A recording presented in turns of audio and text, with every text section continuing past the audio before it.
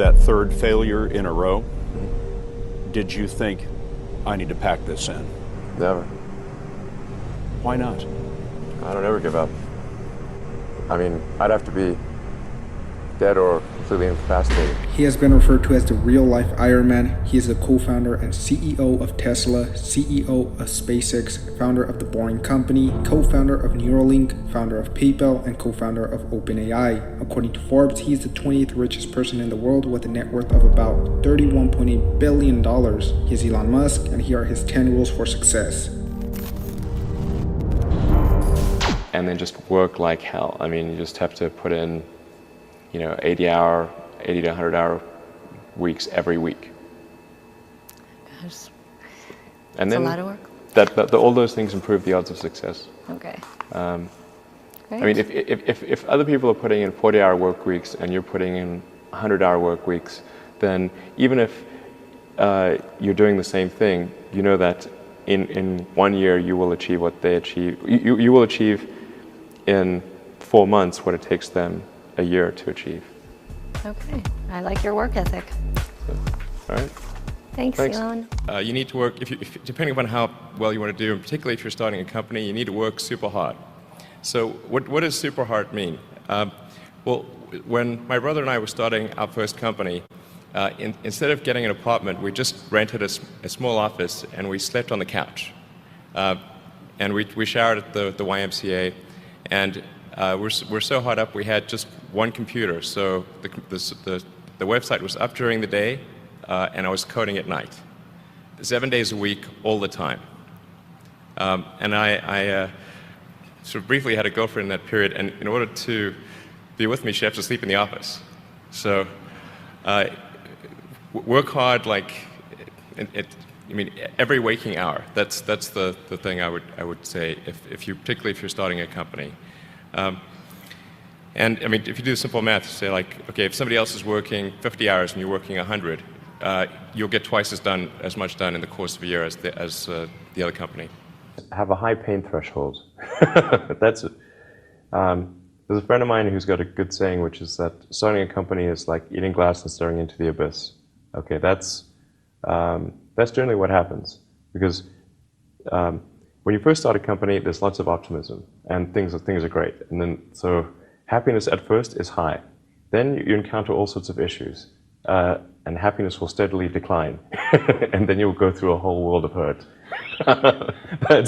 And then eventually, if you succeed, and in most cases you will not succeed,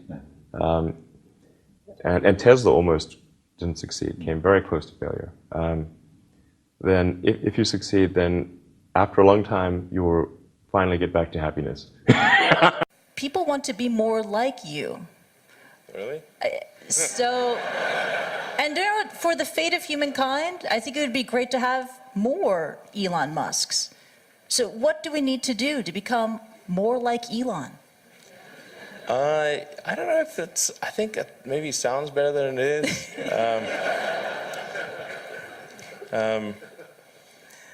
Yeah,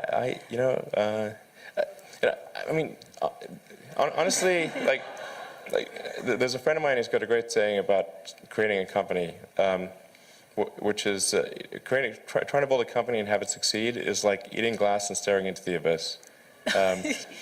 So, I mean, what tends to happen is it's sort of quite exciting for the first several months of starting a company. And then reality sets in, things don't go as well as planned, customers aren't signing up, the technology or the product isn't working as well as you thought.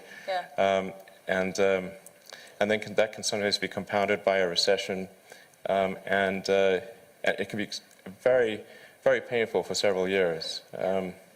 So I think, frankly, starting a company, I would advise people to have a high pain tolerance. People do not think critically enough. I mean, critical thinking is a skill in short supply, where people take too many things they assume too many things to be true without sufficient basis in that belief. So it's very important that people closely analyze what is supposed to be true and try to build up try to say, let's analyze things from first principles, not by analogy or not by convention. If you assume things are true by convention, which is actually what most people do, then it's difficult to gain insight into how things can be bettered. So, in any argument or any sort of train of thinking, you want to make sure that the underlying premises are valid and applicable, and then in reaching a conclusion, that the conclusion you're reaching is necessarily driven by the underlying premises and the interconnection between those premises. That may seem like a really simple thing to say, but most people don't do that. So it's really the foundation of rational thought. If somebody is doing something that is useful to the rest of society, I think that's a good thing. Like, it doesn't have to change the world. Like, if you're doing something that has high value to people, and frankly, even if it's like just a little game, or some improvement in photo sharing or something, if it has a small amount of good for a large number of people, I think that's fine. Like, stuff doesn't need to be changed the world just to be good. People tend to overweight risk on a personal level. It's one thing if you've got, a mortgage to pay and kids to support, and that if you were to deviate from your job, how are you going to feed your family and pay the rent? And okay, that's understandable. But let's say you're young and you're just coming out of college or coming out of high school or whatever. What do you risk? You're not going to starve. I mean, right. It's really certainly not in any kind of modern economy. It's so easy to earn enough money just to live somewhere and eat food. You could, very easy to do. So I don't know what are they afraid of? They're mostly afraid of failure, I think, but people should be less risk averse when there's not much at risk. You've got to make sure that whatever you're doing is a great product or service. It has to be really great. And I go back to what I was saying earlier, where if you're a new company, unless it's like some new industry or new market if it's an untapped market, then you have more ability to.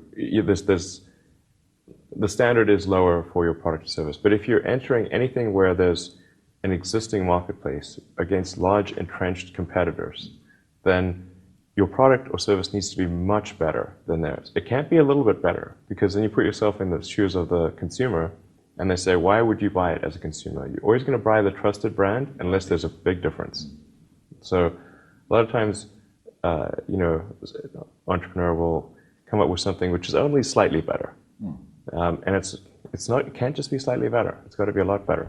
If you're creating a company or if you're joining a company, the most important thing is to attract great people. So either join a group that's amazing, that you really respect, or if you're building a company, you've got to gather great people. All a company is a group of people that have gathered together to create a product or service. And so depending upon how talented and hardworking that group is, and the degree to which they are focused cohesively in a good direction, that will determine the success of the company. So do everything you can to gather great people if you're creating a company. Constantly seek criticism. Yeah. A well thought out critique of whatever you're doing is as valuable as gold. And you should seek that from everyone you can, but particularly your friends.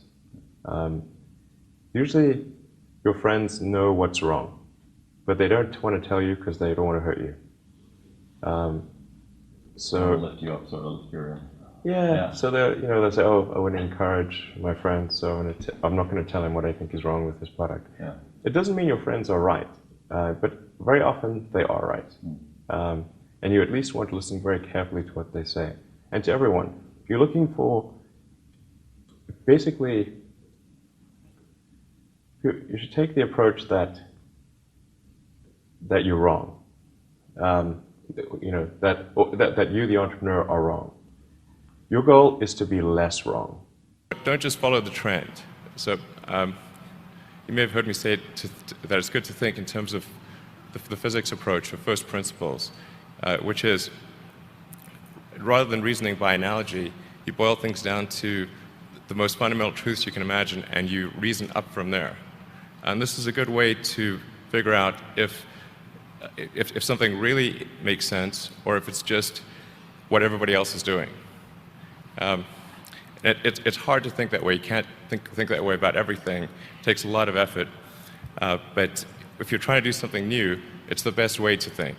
And that framework was developed by physicists to figure out counterintuitive things like quantum mechanics. So it's really a powerful method.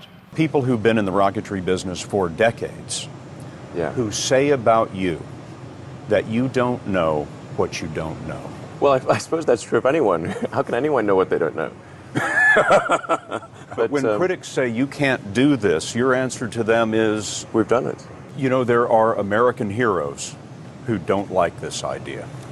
Neil Armstrong, Gene Cernan have both testified against commercial spaceflight in the way that you're developing it, and I wonder what you think of that.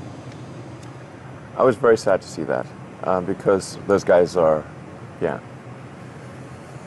those guys are heroes of mine, so it's really tough. You know, I wish they would come and visit and see the hardware that we're doing here. And I think that would change their mind. They inspired you to do this, didn't they? Yes. And to see them casting stones in your direction. It's difficult. Did you expect them to cheer you on? So they're hoping they would. What are you trying to prove to them? What I'm trying to do is to make a significant difference in spaceflight and help make spaceflight accessible to almost anyone. And I would hope for as much support in that direction as we can receive.